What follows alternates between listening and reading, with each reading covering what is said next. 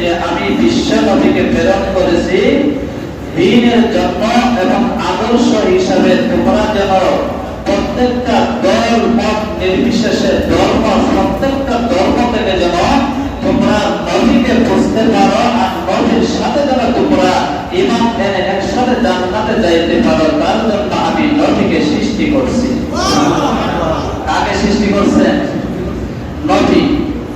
হযরত ঈসা আলাইহিস সালাতু ওয়াস সালাম যখন দুনিয়া থেকে আমার আল্লাহ সরাসরি উপরে উঠায় নিলেন, এর মধ্যে গ্যাপ ছিল আপনার 450 বছর। কয় বছর?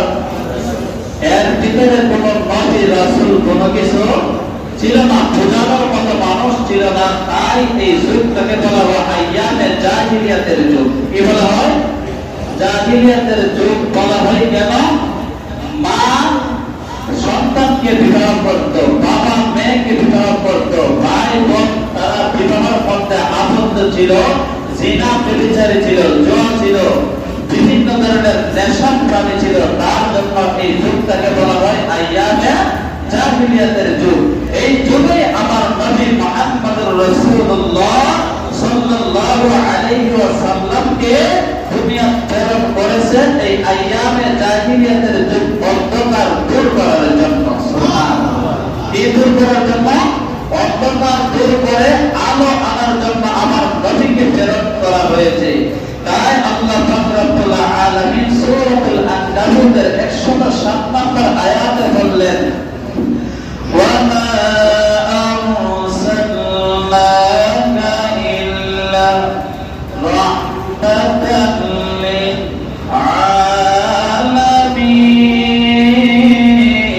আলামিন।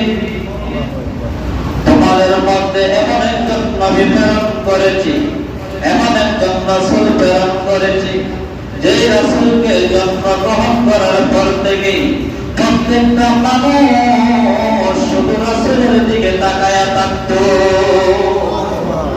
কি করতেন? রাসূলের দিকে তাকায়া থাকতেন। গত সপ্তাহে একটি আলোচনা করেছিলাম, বলেছিলাম যে সিরাত এবং মিলাদ নিয়ে আলোচনা হবে। কি নিয়ে? সিরাত আর মিলাদ নিয়ে আলোচনা হবে। মিলাদ অর্থ জন্ম। মিলাদ অর্থ কি? ভালো করে বুঝবেন। মিলাদ অর্থ জন্ম। কার জন্ম?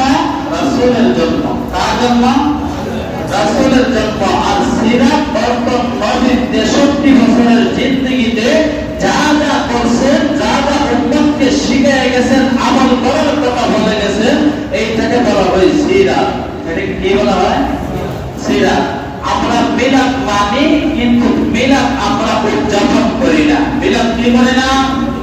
উদযাপন করে না। মিলাদ আসছে ইরাকের মোসুল একটি শহরের জায়গা থেকে। মিলাদ আসছে 604 হিজরিতে। কয়শো? 604 হিজরিতে। নবী পাকের 400 বছর পর মিলাদ আসছে। কয় বছর? 400 বছর। এই ইরাকের মোসুল নামের একটি শহরের থেকে এক বাদশা ছিল। এই বাদশা ডাক দেয়া বল, খ্রিস্টানরা তারা নবীর জন্মদিন পালন করে। খ্রিস্টানদের নবীর নাম কি ছিল? ঈসা আলাইহিস সালাতু ওয়াস সালাম। এই খ্রিস্টানরা বলে, এই বাদশা বলে, খ্রিস্টানরা যদি ঈসার যদি জন্মদিন পালন করতে পারে, তাহলে আমরা নবীর ভালোবাসায়, আমরা কেন নবীর ভালোবাসায় আমরা নবীর জন্ম পালন করতে পারবো না? এই সময় বলে যে আমি যদি মানুষদেরকে বলি যে তোমরা জন্মদিন পালন করবে, কেউ বিশ্বাস করবে না। তাই একজন হুজুর ভাড়া করে আসছে। কি করছে? হুজুর ভাড়া করে আসছে। কেন? হুজুরে যদি বলে তাহলে এটা সঠিক হবে। কি হবে? হুজুরে ভাড়া করে আইনা, ভাড়া হুজুর আছে না নাই বাংলাদেশে? আছে না নাই? নামদারি কিছু হুজুর আছে, লেবাস লাগায় সুন্দর করে কোনটা হক কোনটা বাতিল কোনো কিছুই বুঝে না, টাকার বিনিময়ে বিক্রি হয়ে যায়। এই হুজুরকে বলছে আপনি ফতোয়া দিবেন যে আগামী বছর থেকে ঈদে মিলাদুন নবী উদযাপন হবে। এই জায়গা থেকে আপনার ঈদে মিলাদুন নবী পালন করতে করতে বলুন তো নবীর যুগে ছিল, সাহাবীদের যুগে ছিল, তাবেঈদের যুগে ছিল? ছিল না। কিন্তু 400 বছর পর থেকে মিলাদ অনুষ্ঠিত হয় এবং উদযাপন করা হয়। আর আমাদের বাংলাদেশে এই ভাইরাসটা আসছে 1974 কয় সালে?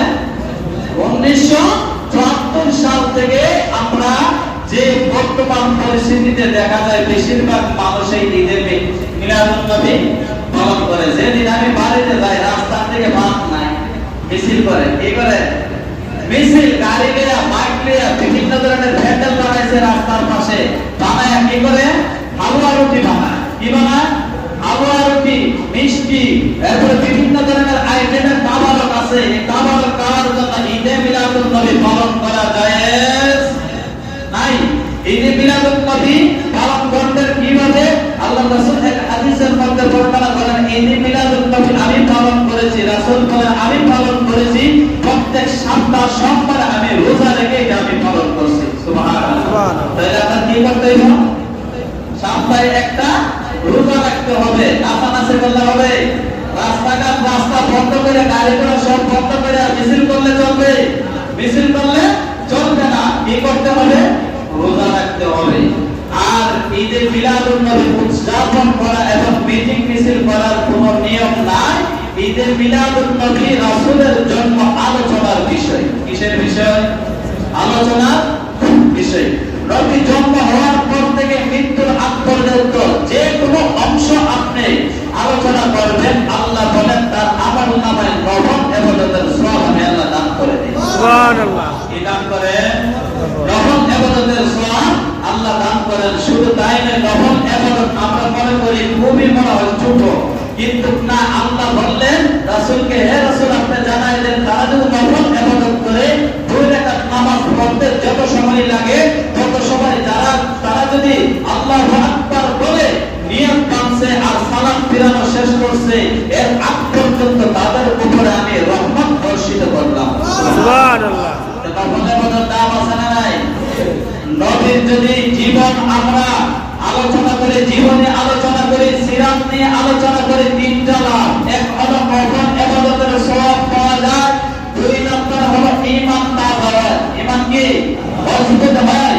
3 নাম্বার হলো বিধর্মীরা যখন রাসূলের আদর্শ নিয়ে আলোচনা করবেন, এত সুন্দর আদর্শ, এত সুন্দর চরিত্র, এত সুন্দর চরিত্র নিয়ে যখন আলোচনা করবে, তখন বিধর্মীরাও ইসলাম গ্রহণ করার জন্য তারা উৎসাহিত হবে। সুবহানাল্লাহ।